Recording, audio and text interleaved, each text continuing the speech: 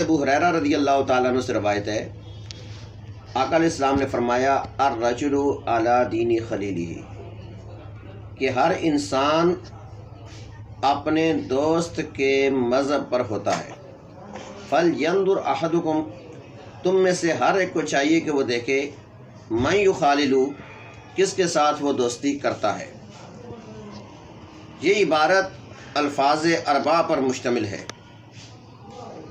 لیکن ظاہراً یہ الفاظ اربع ہے اور حقیقتاً ایسا لگتا ہے کہ جیسے آقا علیہ السلام نے سمندر کو ان چار الفاظ میں بند کر دیا ہو۔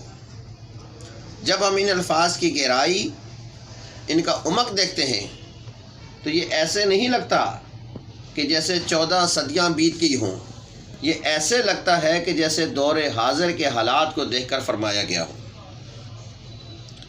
اب آپ یہ موجودہ حالات کو دیکھیں کہ پاکستان اور ہندوستان دو الگ ریاستیں وجود میں آئی۔ پاکستان دو قومی نظریے کی بنیاد پر، اور جبکہ ہندوستان انسانیت کے نام پر، وہاں ہندو مسلم بھائی بھائی کا نعرہ لگا۔ تو ان دونوں شخصیات کے اندر دیکھیں کہ اس کے کیسے اثرات نمودار ہوئے۔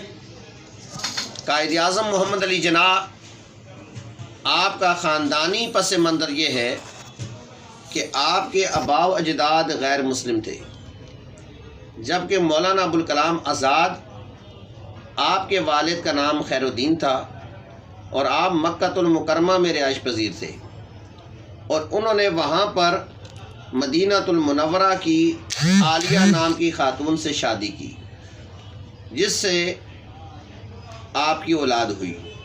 اولاد نرینہ میں مولانا محی الدین احمد، جو کہ ابوالکلام آزاد صاحب کا نام ہے، اور آپ کے ایک اور بھائی مولانا ابو نصر غلام یاسین ہوئے۔ ان دونوں بھائیوں کی شادیاں آفتاب الدین صاحب کی دونوں بیٹیوں کے ساتھ ہوئی۔ مولانا ابوالکلام آزاد کی شادی زلیخا کے ساتھ، جبکہ مولانا ابو نصر غلام یاسین کی شادی حفیظہ کے ساتھ ہوئی۔ مولانا ابوالکلام آزاد کے یہاں صرف ایک بیٹے کا ذکر ملتا ہے جن کا نام ہے حسین، وہ بھی بچپن میں انتقال کر کے۔ مولانا ابو نصر کے ہاں ایک بیٹا پیدا ہوا جن کا نام تھا نور الدین۔ نور الدین کی شادی جہاں بیگم سے ہوئی، جس سے ایک بیٹا پیدا ہوا جس کو مولانا ابوالکلام آزاد نے اپنا نام فیروز بخت دیا، جبکہ مولانا خیر الدین صاحب کی بیٹوں میں سے صرف یہی اولاد ہوئی۔ جبکہ مولانا خیر الدین صاحب کی ایک بیٹی کا بھی ذکر ملتا ہے جو کہ مولانا ابوالکلام آزاد کی بہن ہوئی، فاطمہ بیگم آرزو۔ ان کی شادی سید معین الدین عرب سے ہوئی، ان سے ان کی 5 اولادیں ہوئی: آمنہ بیگم، یوسف علی، حامد علی، رقیہ بیگم اور صفیہ بیگم۔ آمنہ بیگم کی شادی جعفر علی خان شاہ آبادی سے ہوئی، ان کے بھی 5 اولاد ہوئی: باقر حسین، انیس جہاں، بلقیس جہاں، ناصر حسین اور طاہر حسین۔ طاہر حسین سے انڈیا کے بڑے مشہور فلمی کردار ادا کرنے والے عامر خان طاہر حسین سے پیدا ہوئے۔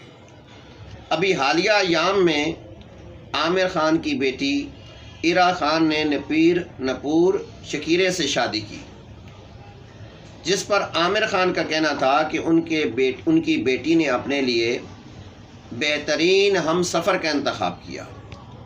اب یہ دیکھیں، مولانا ابوالکلام آزاد نے جس کی بنیاد رکھی مسلم ہندو بھائی بھائی، تو اس کا نتیجہ کہاں تک پہنچا۔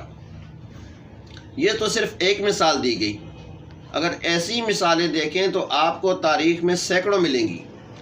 ابھی حالیہ ایام کے اندر مسلمانوں کی عظیم مسجد بابری مسجد کو شہید کر کے وہاں پر ایک مندر تعمیر کیا گیا۔ اس مندر کے افتتاح پر ڈاکٹر امام امیر احمد الیاسی، چیف امام آل انڈیا امام آرگنائزیشن، یہ کہتے ہیں لیکن ہمارا جو سب سے بڑا دھرم ہے وہ انسان اور انسانیت کا ہے۔ آؤ ہم سب مل کر انسانیت کو برقرار رکھیں۔ دوسرا، हम सब भारतीय हैं कि हमारा सबसे पहले मज़हब इंसानियत है। आप कौन से इंसानी मज़हब की बात कर रहे हैं जिसमें इंसान को ग़ुलाम बनाया जाता था? वही इंसानी मज़हब जिसमें बाप के मरने के बाद माँ को बांदी समझा जाता था, जिसमें बेटियों को ज़िंदा ज़मीन में दरगोर कर दिया जाता था, जहाँ ज़िना, शराब और सूद आम था, जहाँ पर गरीब का इस्तेसाल होता था, जहाँ पर बेवा को घर से निकाल देते थे, जिस मुआशरे के अंदर औरत को बोझ समझा जाता था, जिस मुआशरे के अंदर नवाबों, सरदारों और हुक्मरानों की मनमानी चलती थी, ये इंसानियत का मज़हब है। इसको मज़हब इंसानियत कहते हैं। फिर ऐसे दौर में मज़हब इस्लाम आया। आका अलैहिस्सलाम तशरीफ़ लाए, फरमाया किसी अरबी को किसी अजमी पर, किसी काले को किसी गोरे पर, किसी गोरे को किसी काले पर कोई फजीलत हासिल नहीं। इन्न अकरमकुम इंदल्लाहि अतकाकुम, तुम्हारे नज़दीक सबसे ज़्यादा मुअज़्ज़म, मुकर्रम, मोहतरम, मोहतशम वो है जो सबसे ज़्यादा तकवे वाला हो, परहेज़गारी वाला हो, अल्लाह से डरने वाला हो, अल्लाह का खौफ और खशियत रखने वाला हो।